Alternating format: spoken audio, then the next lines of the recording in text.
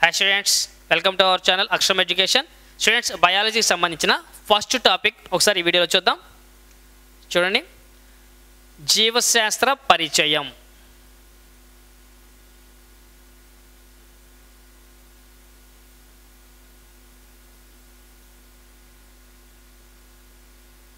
జీవశాస్త్ర పరిచయం అంటున్నాం.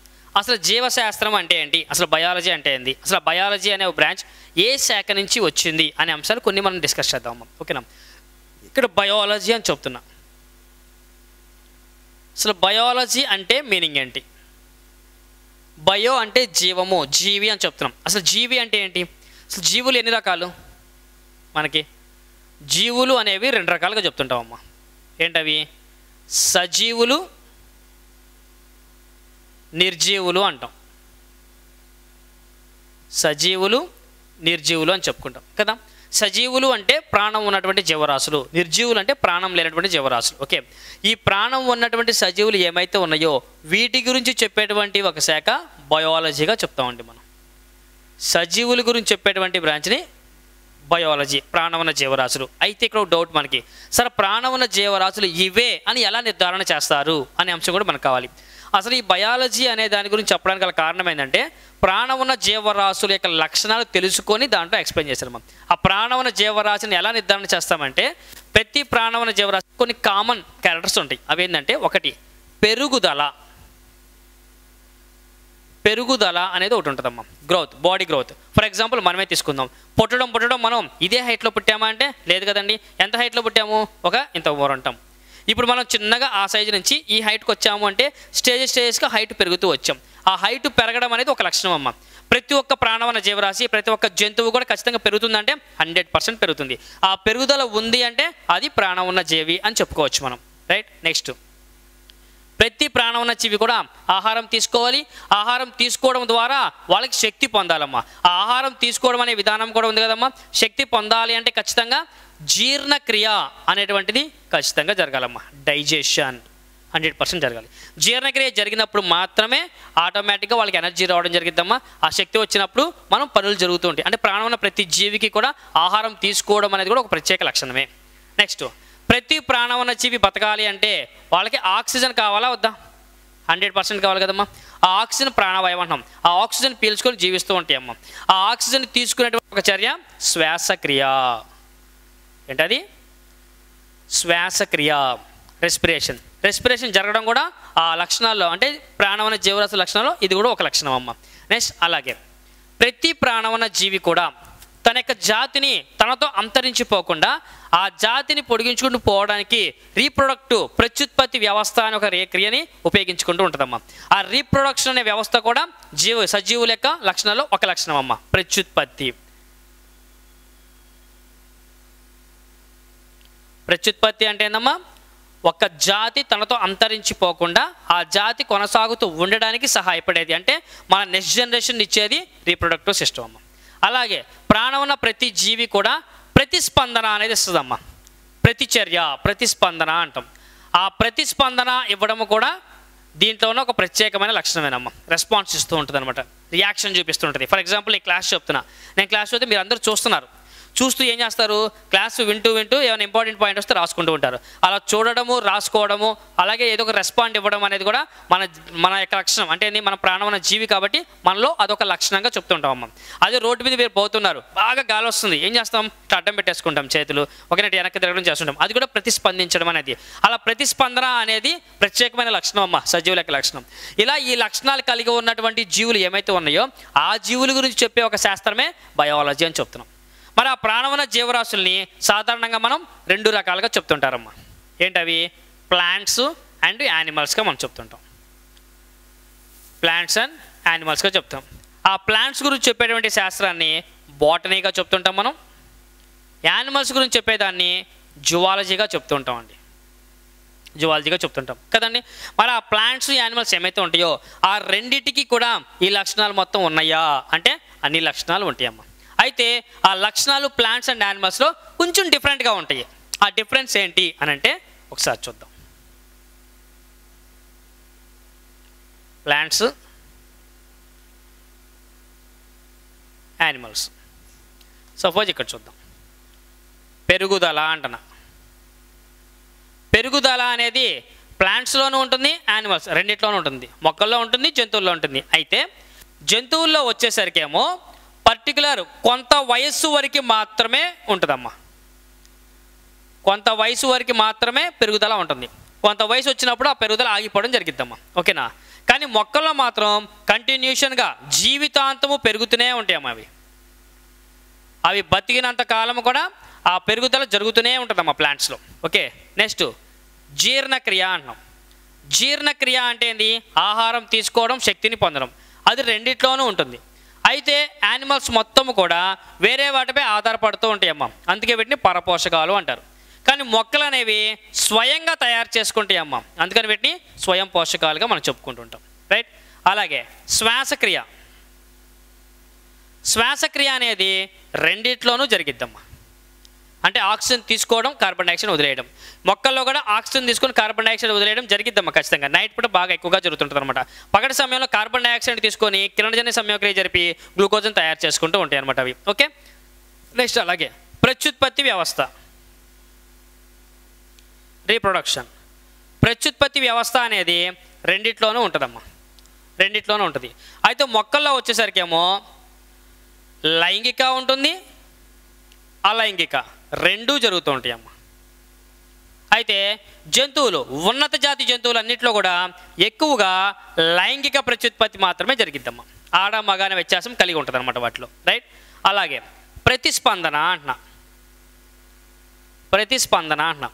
ప్రతిస్పందన అనేది మొక్కల్లో ఉండదమ్మా, జంతువుల్లో మాత్రమే ఉంటుందమ్మా. ఎందుకంటే ప్రతిస్పందన అంటే చర్యకు ప్రతిచర్య ఇవ్వడం.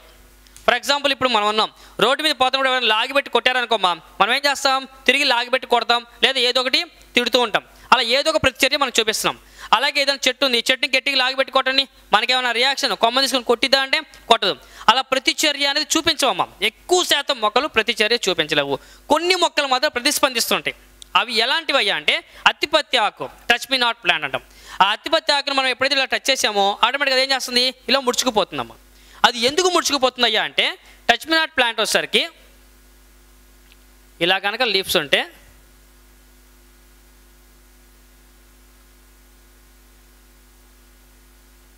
ఇలా ఉంటే ఎప్పుడైతే మనం దాన్ని టచ్ చేసామో, టచ్ చేసినామంటే ఈ లీవ్స్ మొత్తం ఇలా వచ్చేస్తాయమ్మా, ఇలా ముడుచుకుపోతాయి.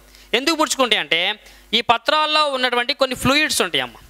ఈ ఫ్లూయిడ్స్ అనేవి ఏం చేస్తాయంటే ఎప్పుడైతే మీరు టచ్ చేశారో, ఈ ఉన్న ఈయనని ఎప్పుడైతే మీరు టచ్ చేశారో ఇందులో ఉన్న ఫ్లూయిడ్స్ మొత్తం కూడా ఈ మధ్య ఈయనకి వెళ్ళిపోతాయమ్మా, మధ్య ఈయనలోకి వెళ్ళిపోతాయి. వెళ్ళిపోయినామంటే ఈ ఫ్లూయిడ్స్ మొత్తం బ్యాక్ వెళ్ళిపోయేసరికి తేలిగ్గా ఉంటాయి కదమ్మా, ఎమ్మటే ముడుచుకుంటాయి. కొంచెంసేపు అయినామంటే మళ్ళీ ఆ ఫ్లూయిడ్స్ అన్నీ మళ్ళీ ఆకుల్లోకి వచ్చేస్తాయమ్మా. ఆకుల్లోకి వచ్చినామంటే మళ్ళీ బరువెక్కేసి ఆకులు మొత్తం కూడా మళ్ళీ ఇట్లా విడిగా వచ్చేస్తాయి, తెరుచుకోవడం జరిగింది అనమాట. అది ప్రతిస్పందన. అదొకటి. కొన్ని సన్ఫ్లవర్ తీసుకుందాం. సన్ఫ్లవర్ అనేవి ఏం చేస్తున్నాయి? సూర్యుడు ఎటువైపు ఉంటే అటువైపు తిరుగుతూ ఉంటాయమ్మా. అది ప్రతిస్పందించడమే. కొన్ని పుష్పాలు వచ్చేసరికి చంద్రుని కాంతిలో మాత్రం వికసించడం, కొన్ని పుష్పాలు సూర్యుని కాంతిలో వికసించడం, ఇలా జరుగుతుంటాయమ్మా. అవన్నీ కూడా ప్రతిస్పందించడం. కొన్ని లక్షణాలు మాత్రమే ఉంటాయి. కానీ ప్రత్యేకంగా జంతువు కన్నా ప్రతిస్పందన మొక్కలకు ఉండదు. ఇది మనం జీవులకు సంబంధించినటువంటి దానిగా చెప్పుకోవచ్చమ్మా. మీకు ఎగ్జామ్లో వీటి మీద కూడా అప్లికేషన్ పాయింట్ ఆఫ్ వ్యూలో క్వశ్చన్స్ అడుగుతుంటారు, గుర్తుపెట్టుకోండి. రైట్? అయితే అసలు ఈ బయాలజీని డెవలప్ చేసిన సైంటిస్టులు ఎవరో ఇప్పుడు మనం చూద్దాం.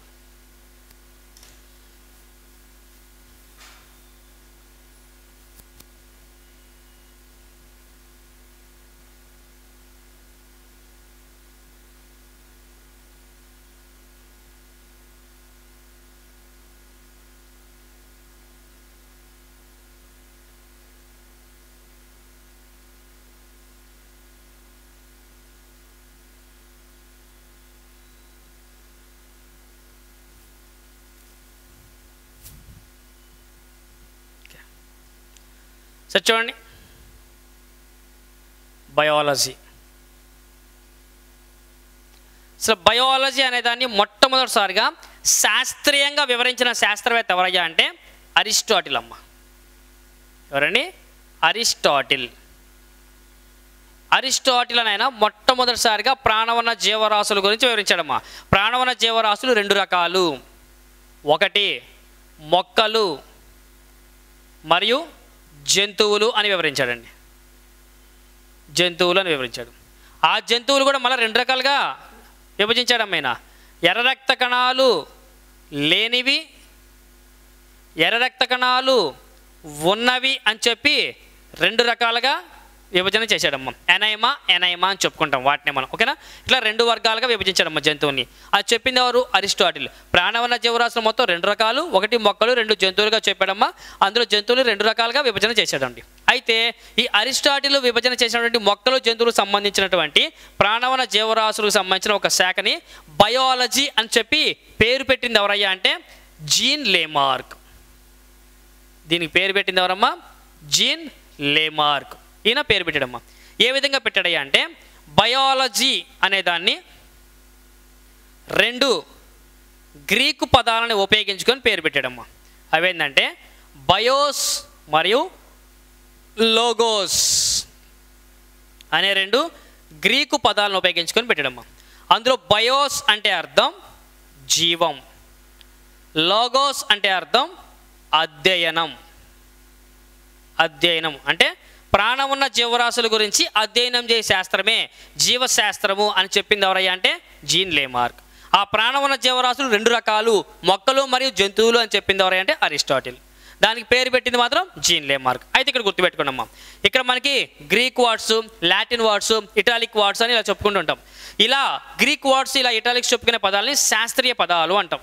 శాస్త్రవేత్తలు ఉపయోగించే పదాలు. వాటిని మనం ఉపయోగించుకునే విధంగా వాడుక పదాలను కూడా మన వాళ్ళు తీసుకొచ్చారమ్మా. ఆ వాడుక పదాలు ఎప్పుడు కూడా ఇంగ్లీష్లో ఉంటాయి అన్నమాట. ఇందులో మనం బయాలజీ అంటున్నాం. ఇది బయోస్ మరియు లోగోస్ నుంచి వచ్చిందని చెప్తున్నాం. మనం బయాలజీ అని వాడతామా, బయోస్ లోగోస్ అని వాడతామా? బయాలజీ అనేగా మనం వాడేది. మరి ఆ బయాలజీ అనే పదం వాడుక పదం అండి. ఈ వాడుక పదాలు ఎప్పుడు కూడా ఇంగ్లీష్లో, ఆంగ్ల భాషలో ఉంటాయి. గుర్తుపెట్టుకోండి, ఇంగ్లీష్లో ఉంటాయి. అంటే బయాలజీ అనేది ఏ భాషా పదము అంటే ఇంగ్లీష్ చెప్పాలి. బయాలజీ అనేది ఏ భాషా పదం నుండి వచ్చింది అంటే గ్రీకు పదాల నుండి వచ్చినాయి. ఓకేనా? అలాగే ఈ బయాలజీ అనేది ఏ శాఖ నుండి వచ్చింది అంటారమ్మా. ఏ శాఖ నుండి వచ్చిందంటే సైన్స్. సైన్స్ నుంచి వచ్చిందమ్మా.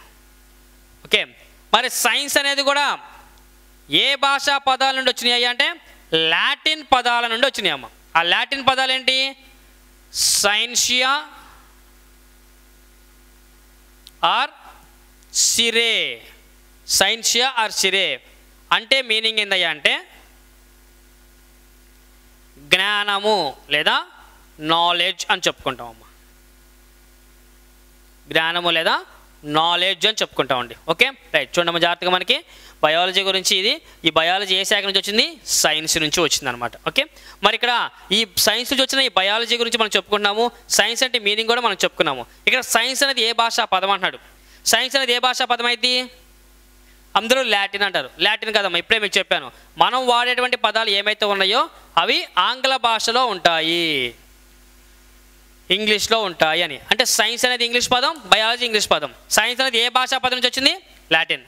బయాలజీ ఏ భాషా పదం నుంచి వచ్చింది? గ్రీక్. ఓకే, ఇవి మనకి జస్ట్ బయాలజీ ఇంట్రడక్షన్ అమ్మ. అయితే ఈ బయాలజీని డెవలప్ చేయడానికి అరిస్టాటిల్ ఏ విధంగా కృషి చేశాడు అన్న విషయం ఇప్పుడు చూద్దాం.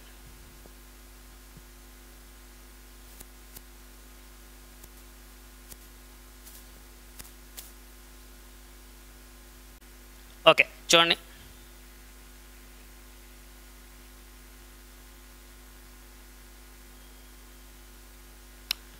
బయాలజీని శాస్త్రీయంగా అభివృద్ధి చేసిన మొట్టమొదటి శాస్త్రవేత్త ఎవరని చెప్పుకుంటున్నాము? అరిస్టాటిల్ అని చెప్తున్నాను కదా. ఈ అరిస్టాటిల్ అనే వ్యక్తి అంటమ్మా బయాలజీ అంటే ప్లాంట్స్, యానిమల్స్ అని చెప్పాడు అని చెప్పుకున్నాం మనం ఇప్పుడే కదండి. ప్లాంట్స్ మరియు యానిమల్స్ గురించి చెప్పేది బయాలజీగా మనం చెప్పుకున్నాం. ఎందుకని? అవి రెండేగా, ప్రాణవన జీవరాశులు. తర్వాత మైక్రో ఆర్గానిజమ్స్ వచ్చినాయి, అవి కూడా వాటిలో రకాలే అనమాట. ఓకేనా? మరి అరిస్టాటిల్ అనే వ్యక్తి ఈ 2 జీవుల గురించి చెప్తూనే ఎక్కువగా జంతువులపై రీసెర్చ్ చేశాడంటమ్మా.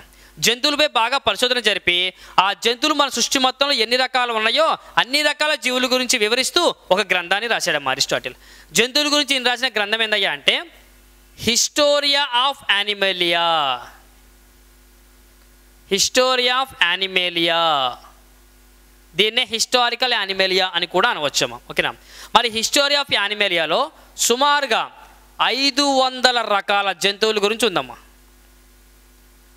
500 రకాల జంతువుల గురించి ఉందమ్మా దీంట్లో ఇన్ఫర్మేషన్. ఓకే, మరి అరిస్టాటిల్ గారు చేసిన కృషికి, ఆయన చేసినటువంటి శాస్త్రీయ పరిశోధనకి ఎంతోమంది వ్యక్తులు చూస్తూ ఆయన దగ్గర శిష్యరికం చేరాలని చెప్పి ఎంతోమంది శిష్యులుగా చేరారమ్మా. అందులో ఒక శిష్యుడు థియోప్రాస్టస్. థియోప్రాస్టస్.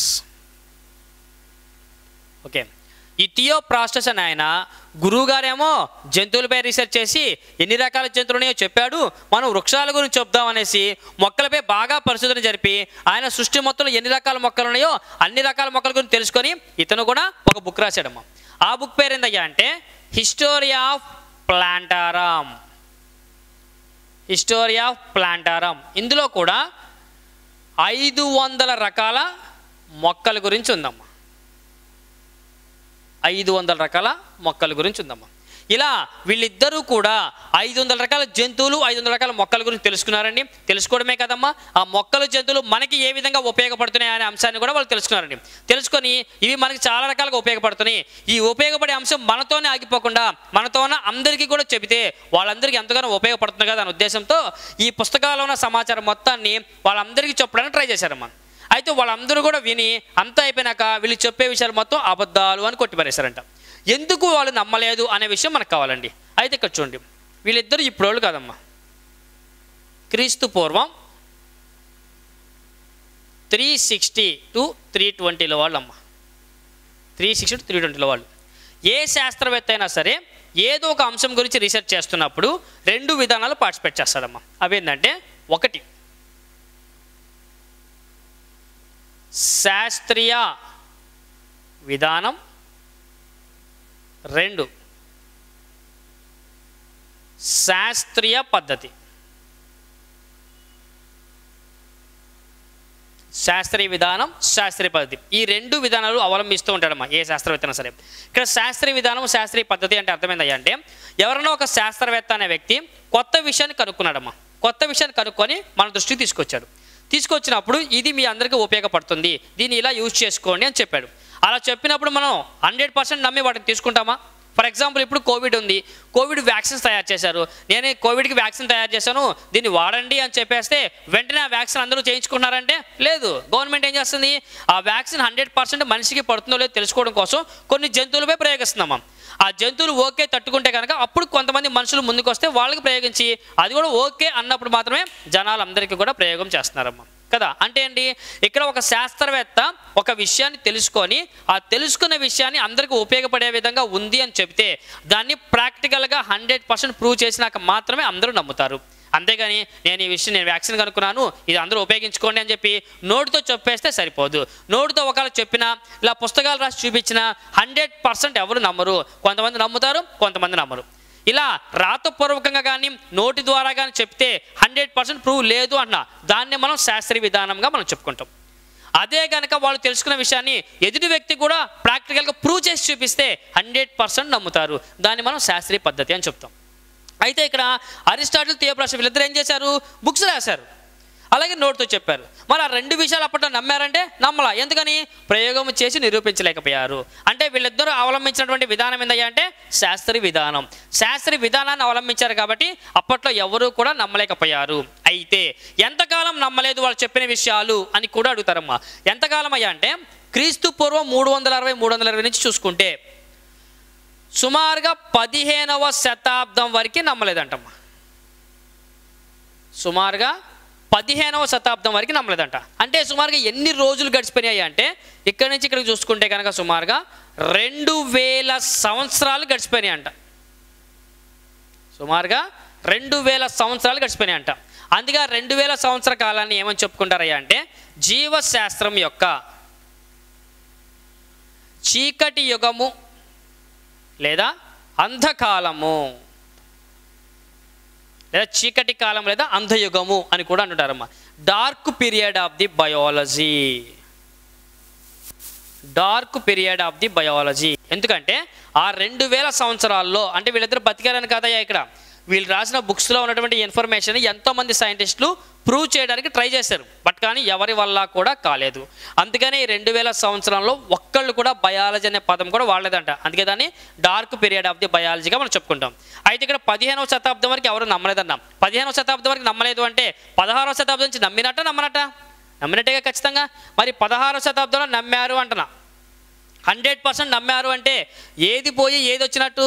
శాస్త్రీయ విధానం పోయి శాస్త్రీయ పద్ధతి, ప్రయోగం చేసి నిరూపించే విధానం వచ్చినట్టేనమ్మా. మరి 16వ శతాబ్దంలో శాస్త్రీయ పద్ధతిని తీసుకొచ్చిన శాస్త్రవేత్తలు ఎవరయ్యా అంటే William Harvey and Vesalius. William Harvey మరియు వెసాలియస్. విలియం హార్వే వచ్చేసరికి ఏమో రక్త ప్రసరణ వ్యవస్థను నిరూపించాడమ్మా. రక్త ప్రసరణ వ్యవస్థ నిరూపించాడు. వెసాలియస్ ఏమో మానవ శరీర నిర్మాణం, మానవ శరీర నిర్మాణ వ్యవస్థని నిరూపించాడమ్మా. ప్రయోగం చేసి నిరూపించారనమాట వాళ్ళిద్దరు కూడా. ఓకేనా? ఇది 16వ శతాబ్దానికి సంబంధించమ్మా. అయితే విలియం హార్వే రక్త ప్రసరణ వ్యవస్థ నిరూపించాడు కాబట్టి ఇతను ఏమంటారయ్యా అంటే రక్త ప్రసరణ వ్యవస్థ పితామహుడు అంటారమ్మ. ఇతన్ని రక్త ప్రసరణ వ్యవస్థ పితామహుడు అంటాం. అలాగే వెసాలియస్ ఏమో మానవ శరీర నిర్మాణాన్ని నిరూపించాడు కాబట్టి మనిషి యొక్క శరీర నిర్మాణం అనేది ఎలా ఉంది? అస్థిపంజర వ్యవస్థ, అంటే ఎముకలు కండరాలు కీళ్ళతో తయారైంది మనకి కదండి. అలాంటి అస్థిపంజర వ్యవస్థని నిరూపించింది వెసాలియస్. అందుకని ఇతన్ని అస్థిపంజర వ్యవస్థ పితామహుడుగా చెప్తారు. అస్థిపంజర వ్యవస్థ పితామహుడు అంటారమ్మ ఇతన్ని, వెసాలియస్ని. ఓకేనా? అలాగే ఇందాక మనకి బయాలజీ అంటే ప్లాంట్స్ అండ్ యానిమల్స్గా మనకు చెప్పింది ఎవరు? అరిస్టాటిల్ కదా. అందుకని ఇతన్ని ఫాదర్ ఆఫ్ బయాలజీ, ఓకేనా, జీవశాస్త్ర పితామహుడుగా చెప్తారమ్మా. మరి అరిస్టాటిల్ ఎక్కువగా ప్లాంట్స్పై రీసెర్చ్ చేశాడా, యానిమల్స్పై రీసెర్చ్ చేశాడంటే ఎక్కువగా జంతువులపై పరిశోధన జరిపాడమ్మా. అందుకని ఇతన్ని ఫాదర్ ఆఫ్ జువాలజీ అని కూడా అంటారండి. ఫాదర్ ఆఫ్ జువాలజీ అని కూడా అంటారమ్మా అరిస్టాటిల్ గారిని. ఓకేనా? అలాగే అందులో ప్లాంట్స్ అండ్ యానిమల్స్లో ప్లాంట్స్పై ఎక్కువగా రీసెర్చ్ చేసింది థియోఫ్రాస్టస్ గారు కాబట్టి థియోఫ్రాస్టస్ని ఫాదర్ ఆఫ్ బోటనీ అంటారమ్మా. ఫాదర్ ఆఫ్ బోటనీ అంటారమ్మా. ఇలా మనకి కొంతమంది ఫాదర్స్ కూడా మనకి ఇందులో వస్తుంటారు, తెలుసుకోవాలమ్మా. ఓకే, ఇది జస్ట్ మనకి బయాలజీ యొక్క ఇంట్రడక్షన్ అమ్మా. ఓకే, నెక్స్ట్ క్లాస్లో వచ్చేసరికి మనం సైంటిస్టులు ఎవరు ఏంటనేది చూసుకుందాం. Okay students, thank you.